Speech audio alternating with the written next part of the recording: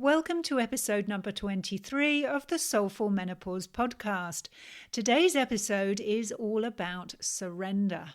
Oh yeah, with the chaos of menopause where everything's changing within and around us, surrender is an important part of the process towards enjoying vibrant health and creating the life we want. But surrender isn't about giving up. Find out what surrender really means in today's episode. Welcome to the Soulful Menopause podcast. Discover how to transform the chaos of menopause into vibrant health and a soulful life you'll love. I'm Sally Love, natural nutritionist and soul wisdom coach. I want you to experience a soulful menopause that'll guide you into the best years of your life. So I'm thrilled to welcome Marlo Nikkila to the show today. Marlo is a teacher of surrender and serendipity. Through small, intimate, transformational retreats, she brings women home to themselves so that they can experience freedom and a deep inner peace, whilst activating magic in all areas of their life. She and her hubby, Dwayne, love sharing their enchanted sanctuary in Hood River, Oregon, which has been carefully designed for the peaceful magic retreats. It's a safe place to take a deep breath, gently melt heavy burdens from your mind and heart, receive in a way that you've never received before, and let in the lightness and playfulness naturally. So, without further ado, let's get to that interview with Marlo and find out what it really means to surrender. Well, I am really thrilled that you can join us today, Marlo. Welcome to the Soulful Menopause podcast. Thanks, Sally. I love being here with you, and I look forward to connecting energetically with all of your listeners. Yay! Now, we've got a really exciting topic that we're discussing today, all about surrender. So I can't wait to dive into that. But before we do, I just wondered if you wanted to share a little bit about your business, your background, maybe of how you've got to where you are today, and what is it that you actually offer people? All right. I've been sitting with that question to see what wants to be shared. And I guess I'll just start off with that. A lot of my background was with nonprofit, with Girls Incorporated, and it was really about empowering girls to live a strong, smart, and bold life. And that has been probably a huge foundation that the rest of my life has taken. And being a military spouse, we've moved around a lot. So I have been in a lot of different kinds of jobs. I've also started several different businesses, and the thread that kind of weaves them all together is that of teaching, and teaching from personal experience. And there's a time in Hawaii when I was really curious about what's the one thing that's going to make the biggest difference for me personally, and it was to learn more about the law of attraction. So I got certified as a manifesting practitioner and started teaching that. And while I was doing that, I felt that there was something missing, and it was this piece around surrender, that there's a lot of misunderstanding and myths around what surrender is. So it's been my own journey of exploring that for myself. And I think that when I was diagnosed with breast cancer a few years ago, that it was really how I approached breast cancer through the lens of surrender that really made the quickest and most deepened healing that was available to me. So now what I do is I am teaching that through my retreats in our own personal home. My husband and I, we finally retired from the military, and we moved to Hood River, Oregon. So Sally and I are neighbors, and we've just turned our home into a small, intimate retreat space where people get to really tune in and tap into that depth of surrender, but from a very powerful way and not a victim way, because I think it can go either way pretty Oh, easily. absolutely. Yeah. Yeah, yeah. That's a really interesting point you make, because surrender, and I want to really get to the core of what that actually means with you, but just sort of to begin with and, set the scene a bit, I suppose, is, when we move into menopause, it can be a really chaotic time. Our emotions are all over the place, our physical body is changing before our eyes, and also internally, we're feeling all of these shifts. And we can start to question a lot of aspects of our lives, and we can feel in total turmoil, almost as if this tornado has come along and picked us up, and we feel no sort of sense of footing. And so I think this is going to be a great topic on surrender, exactly what that means, so that you can be in that space without going into a victim mode, and without going into a mode of trying to fight your way out of it as well, and finding that place of balance within it. But what really, first of all, I think what really interests me with what you just said about, the law of attraction, that was a great big buzz thing many years ago, and I taught it too. And then suddenly there were these people, a lot of us were like, well, why isn't it happening? Why isn't it happening? And I'm doing all of this, and I'm visualizing, and I'm thinking these positive thoughts, and I'm doing this every day, and it's still not happening. What's going on? And people would go, oh, the law of attraction doesn't work. But I think we were only fed one piece of the jigsaw puzzle back then. So I've sort of shared a bit more probably than I wanted to initially, but I just wonder what your thoughts are around that. Yeah, I have so many. So Yeah.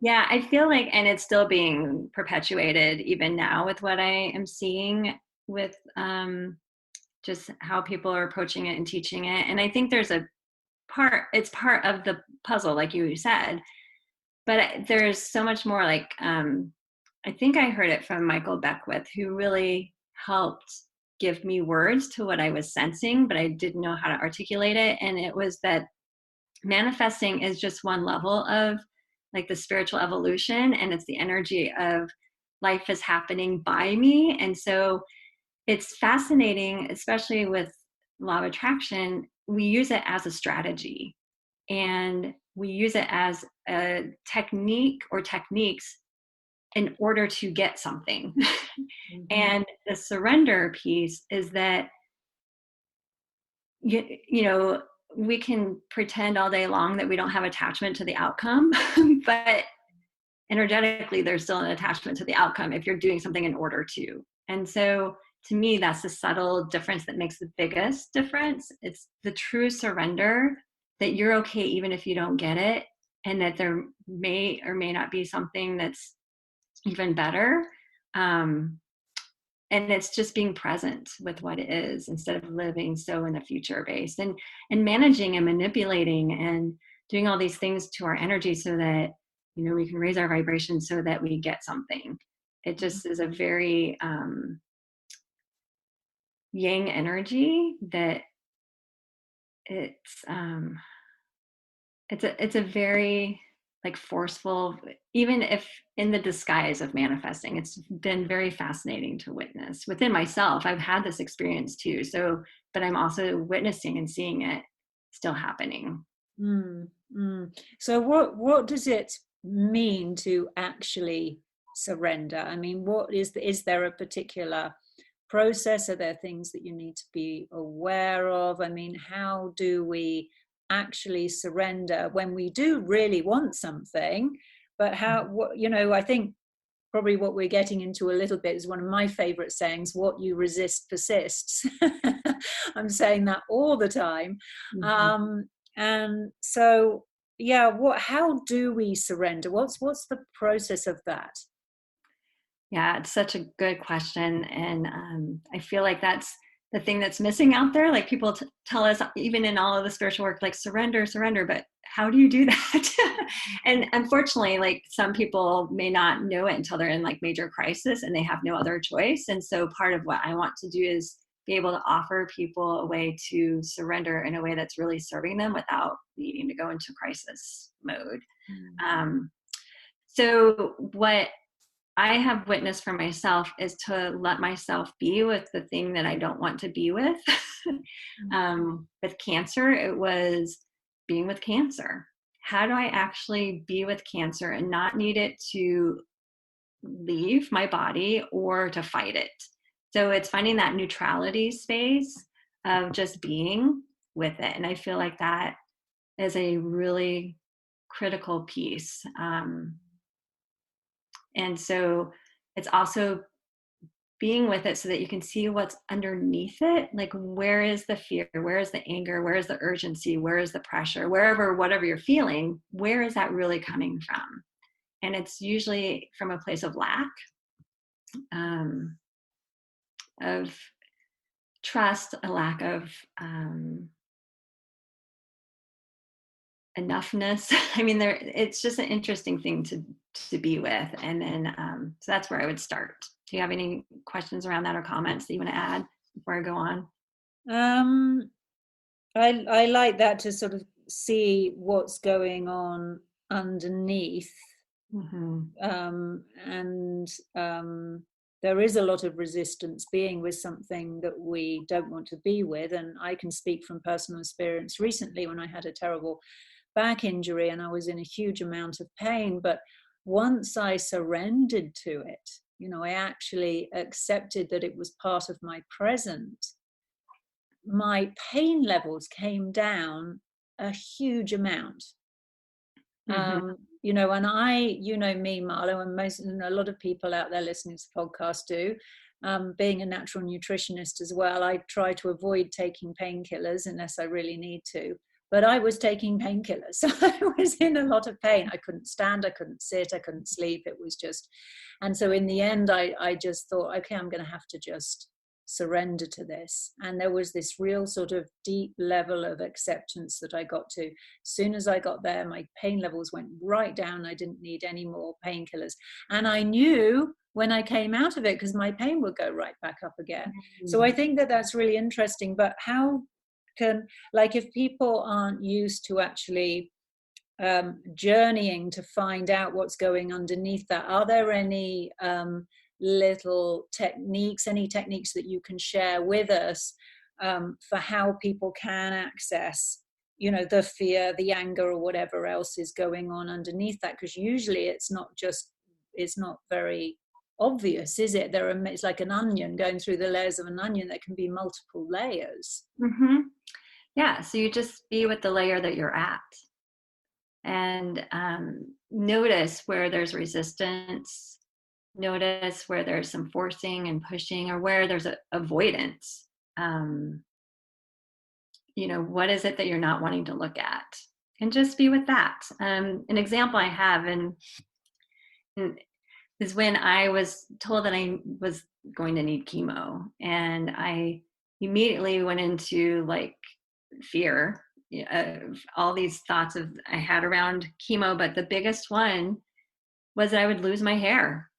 And as silly and surfacey as that is, it was at a time when I really wanted to show up more and be more visible in my business. I was starting to offer my retreats, and I felt like I couldn't look sick if I'm wanting to help people feel, more energetically and emotionally whole. Like I had all these thoughts that were showing up for me.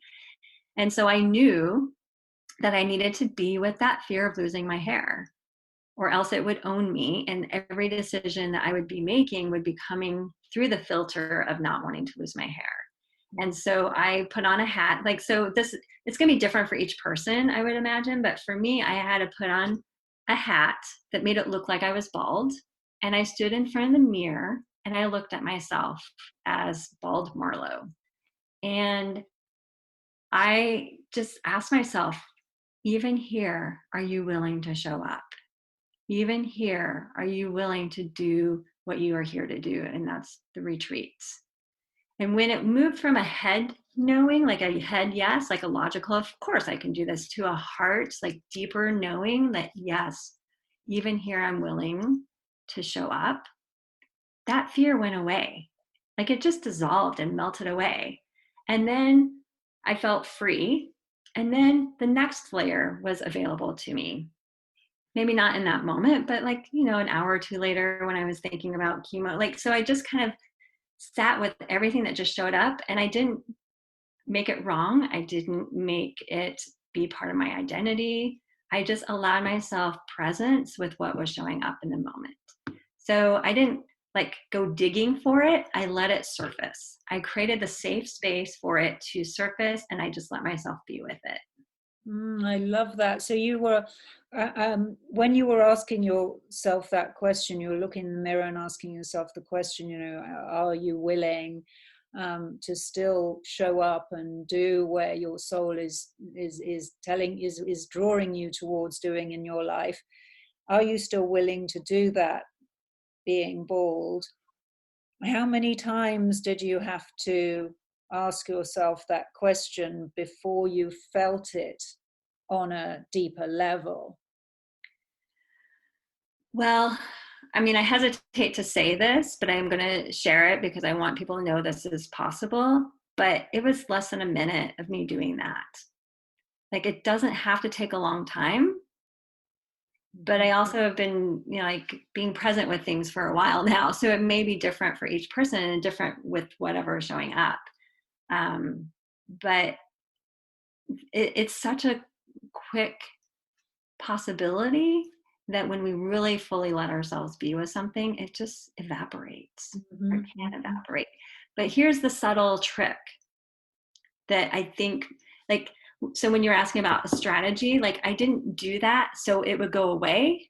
I did that because that's what was important, like for me to be with it. I didn't know it was going to dissolve, but it did. And it has shown me that things will dissolve. But anytime I go into it with a strategy, like I'm doing this in order to, or so that this leaves, I have just changed the energy around that, and I'm not surrendering. I'm doing it again as a technique or a strategy. And there's a different essence of beingness with it that is important. So I was willing to still do my work, even bald. And then the fear just left because now, I don't know, does that make sense? Like there's such a subtle difference there. Oh, absolutely, because it reminds me of what I teach with meditation. If you go into meditation wanting a specific experience or wanting to gain some insight onto something, you can end up forcing it, and potentially your fear or whatever is going on can give you a false answer. Or you end up berating yourself, going, oh, I'm no good at this. Why couldn't I do that? I didn't get an answer, or I didn't get an answer. That means I'm not supposed to be doing this. And we can just like loop out, just be taken off into all these places and lose our soul connection. And I feel that if you can just go into meditation and just know that whatever you experience at the time is perfect for you, then that's great. Yeah. And, and I say to people, if your mind chatters off and you go find yourself thinking about what you're going to do later, that's fine. You just be aware of it and notice it and bring yourself back. But a lot of people have to go through this process where they tell themselves off for that, or they're like, oh no, I made a mistake, or, so I think that's from what you're saying, that, it just reminded me of that and how I teach meditation. Yeah. Yeah. And it's interesting, like when I was first diagnosed with breast cancer, and I only mention that experience because I feel like if I can do it with cancer, I feel like anybody can do this work. And because it's a really scary topic and experience. But I knew within minutes of being diagnosed that I am going to let this be an experience where I get to know myself. It's going to be an adventure. So I even like released any grippiness on how it was going to end.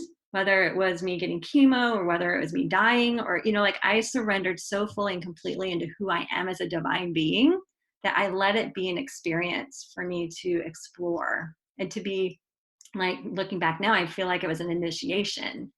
And I've also gone through menopause. I was fairly young when I went through it, but I'm on the other side. And I also feel like menopause is another form of initiation for us to have an experience to get to know ourselves at the true essence of who we are. Absolutely.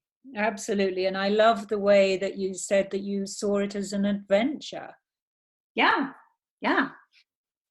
Yeah. I don't know how many people try to look at it that way, but it changed everything. I mean, it was a 4-month experience for me. And it just made it so that when I felt the fear, I let it be an experience versus me making a decision or pushing it down or bringing out all of my swords and everything to slash it away or to be very like forceful with it. It was much more of a softer but powerful. It's still a very powerful space, even though it's softer. Yeah, so you made your decisions from that place of adventure rather than that place of fear, like you were saying, and like, can you still talk about being a vibrant being and even though you're there with potentially with a bald head. Right. Yeah. Yeah. So being is the first step that I really, I mean, some of the things that I share with people in the retreat, like these are all happening kind of at the same time. So I don't even like seeing them as like separate step 1, step 2, step 3, because it's more fluid and more organic than that. But the distinctions are beingness is an important part of it. And then the second piece is really releasing, um, like letting things go. But I speak to that in a different way. It's not letting the anger go. It's not letting the fear go. It's actually letting go of the control. It's letting go of resistance. It's letting go of the discomfort of the unknown and all the emotions that people experience. Like I see that as energy that just wants to move through our body. And so I'm not even attaching like labels to fear other than just maybe giving me information. But I feel like it's more of a integration of those energies. And it's just, for me, part of the surrender is the releasing the resistance and becoming more comfortable in the unknown. Okay. And then you were saying before that is beingness. Can you talk a little bit about that? Well, that was what I was speaking to with being with myself as bald Marlo, Okay. or being with what we wouldn't normally let ourselves be with. Getting a cough in my throat. Let me drink some tea. Yeah, sure. Yeah, it's that first part that I was talking about. Okay. I see surrender with the surrender path as like these 3 components. The let it be, like be present and let yourself be with what's showing up. And then letting go of the resistance, letting go of the control, and letting go of needing to be anywhere other than where you are. And then the last piece that I also think people don't think of when they think of surrender is letting it in. So really being in a space of receiving and really allowing yourself to really lean into who you are as a divine being. So kind of removing personality and all that kind of stuff and just seeing underneath everything what's there and letting yourself be that. So it's different than giving up. It's actually a giving in that feels very different to me than the victim side of surrender. Like, let me just give up, as in like, yeah, from a very victim energy. Yeah, so the receiving part, and just being able to be with where you are. I think, it sounds like there is that very fine line, because you're not giving up. So it means that you're still taking care of yourself. You're still, of course, on one level, wanting to be, healthy and still around on planet Earth, for example. But still taking some action. So maybe you could talk a little bit about what that fine line is, between, just being present, but then still taking some action, so that you're not going into the victim mode, you're not giving up. Right. Yeah, well, part of that is also just what came up for me is also asking and receiving support. So you're not doing this alone.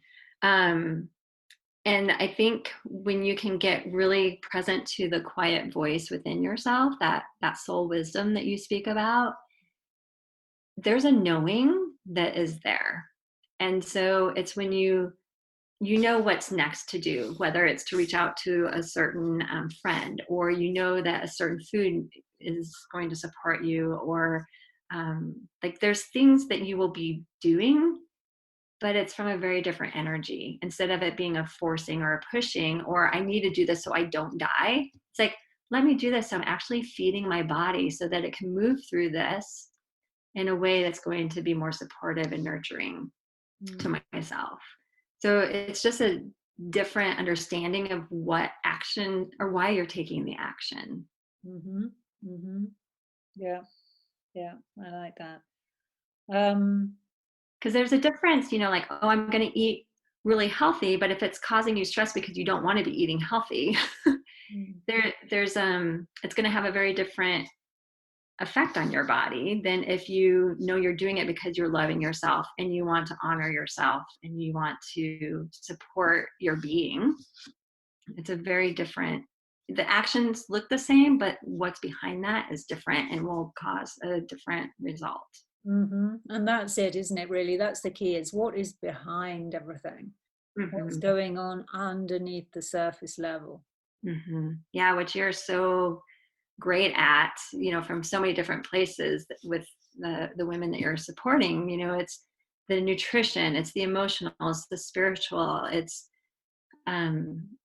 the physical, even being with nature. Like it's a holistic approach, and it's not just one aspect. You're really coming into that. You're creating a unity between all, so that you can feel that you're already whole and complete in yourself, but we often forget that. And so these are the pieces that help bring that together for our own awareness. Absolutely. And I sort of liken it to, when I talk about empowerment, is liking it to a tree where your roots can be deeply embedded in the earth, and that's your strength. And you can be in a gale, and you can be shifted one way or the other. You can bend and everything, and be in this chaos of like a tornado or something, but you're so strongly grounded, you remain rooted. And in a way, that image is coming to mind with what you're speaking about in that surrender, is that you are so deeply rooted in your inner knowing, in your beingness, that no matter what is going on around you, let's say you're getting a diagnosis of cancer, or even other smaller things, your relationship is having a hard time at the moment, or you don't know where you're going with your work, or maybe your finances are in turmoil, you don't know who you are anymore. All these things come up during menopause, particularly.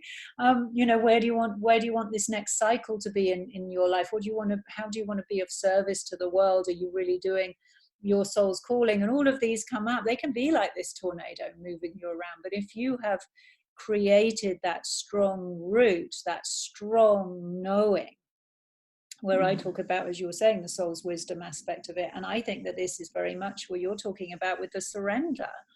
Then, then you're in this beautiful place where you can, in a way, almost observe Yes. Yeah, that's an important space to be in, is the observer.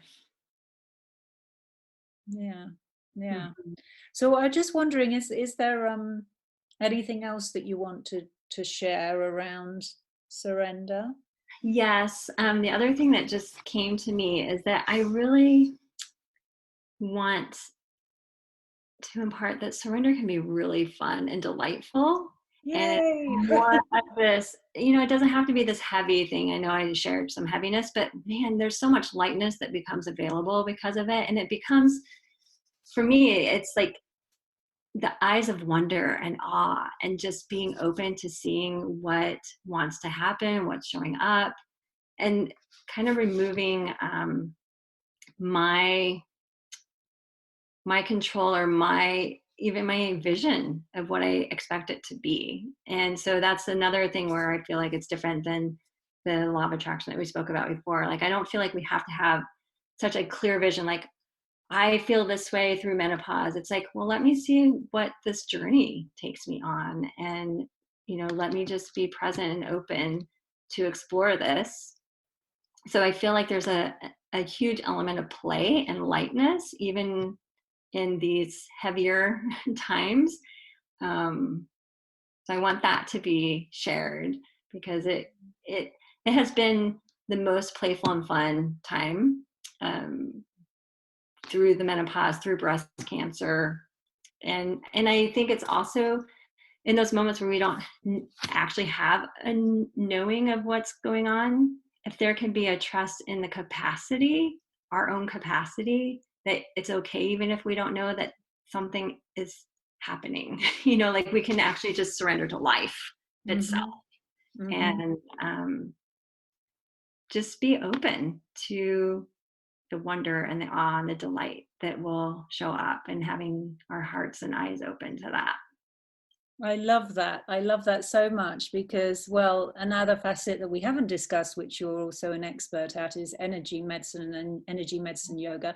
And Hmm. when we're talking about fun, and awe and wonder and magic and all of these things that you build into your business, which are fun and lighthearted and everything, but my word, are they powerful, because what you're doing is you're changing your energy frequency, Hmm. and that's what you're doing as well with surrender, isn't it? Yeah, and it's actually what I'm coming clear on, because even with energy medicine, yoga, and some of these other things, like, it's still us trying to manage and manipulate energy. And what I'm noticing for me, it's actually balancing and harmonizing our energy so that it can actually do what it's meant to do. Because we're not thinking about our heart beating, like, we don't have really a lot of control over. There's so much that's happening that we don't have control over, that if we just surrender to how life is being lived, and just move through life as ourselves, as a harmonious energetic being, watch out, like, that's when the fun really begins. And I've had many moments. I mean, there's still times where I notice that I am trying to manage and manipulate and control and figure things out. I spend time spinning, and I have to just now be aware. And it's like, okay, let me slow down, let me settle into this. And it's there's definitely ways to, like, calm ourselves. So I'm not saying don't do anything, but it's just like, again, the reason for doing it is more of a harmonizing, so then life gets to be lived naturally and organically. Mm-hmm. And just go where the fun takes you, I suppose, where you feel what is fun to you, because it's different for everybody, isn't it? Yeah, yeah. And even in those moments that don't seem so fun, like, if there's still a willingness, because you're being called forward, there's a funness in that too. And I know that's probably a whole other conversation for us, but it's just, I don't know, it's just a fascinating journey when we open ourselves up to surrender, and the willingness to be present and to show up with what's wanting to happen, Mm. Mm. and Yeah. paying attention. This is really powerful stuff. It's fabulous, Marlo. I think that you offer a tremendous service, and Was there anything else around surrender you wanted to share with us? I have a feeling there's going to be a lot after we're done. But, I just feel like surrender to me is the tipping point, or it's the foundational piece that is not spoken about very much, or honored or explored. So I just am very thankful for us having this conversation, and that this conversation can go out to more people, because it's time, and I think we are in a space consciously that we're ready for this work and this way of being. So thank you. Oh no, it's wonderful for you to be here on the Soulful Menopause podcast. I'm absolutely thrilled you are, and I think that people talk about surrender, as we said in the beginning, but there's not really an understanding of what that actually means. And there are also some ways of looking at surrender that aren't really truly surrendering. And so I feel that you're really on the cutting edge of this, of really letting us know what it really means to surrender. And and I think that you've given us some wonderful insight into that today. But I'm just wondering, how can people get in touch with you if they want to know more about this? And maybe I know you run retreats on this, so do you want to just speak a little bit about that? Sure, thank you. Yeah, they can find me at my website. The spelling is a little odd, so maybe you can post a link in there, but it's just my name, marlonikkila.com. And I run just a few small intimate retreats a year in our really sacred, special, magical space. And the entire experience is all around surrender. From the moment you register, and the mystery, I hold space for mystery so that we get comfortable with it. And it's just super fun. But and I do a few online things too, so people can participate. Like, I'm planning on doing a surrender adventure online program again, and the upcoming retreat will be around the surrender aspect. Like, everything I do is around surrender, whether people, whether it's called that or not, because it's just such a strong part of the journey. So when you show up, you don't really know what to expect, and you can just settle in, and you get practice over a few days of just deepening into who you are. Because when you do get that core that you bring people to as well, of like knowing who they are, they know that they're okay no matter what happens. And then it just makes it more light and playful and less serious and heavy. Wonderful. Well, I will put a link to your website in the show notes, so that people can have a look and see what you have to offer. And they can also get in touch with you via your website as well, can't they, if they just wanted to chat with you? Oh, absolutely. Yeah, I even have in the Facebook group, they can come and play in there. And I do like tea times, so that we can just spend 30 minutes together and just get to know each other. And they're able to ask questions. And it gives me a sense of maybe where I have this fun game where I can help pinpoint where people are resisting, even if they're not aware of where they're resisting. And it's super fun when light bulbs go off. I'm like, oh, I didn't even know that was present. So that's something I've been playing with, and it's been a lot of fun. So there's lots that we can do together if anybody's interested. Fantastic. Thank you so much, Marlo. This was so interesting. I love it. And thank you for all you do and you offer the world.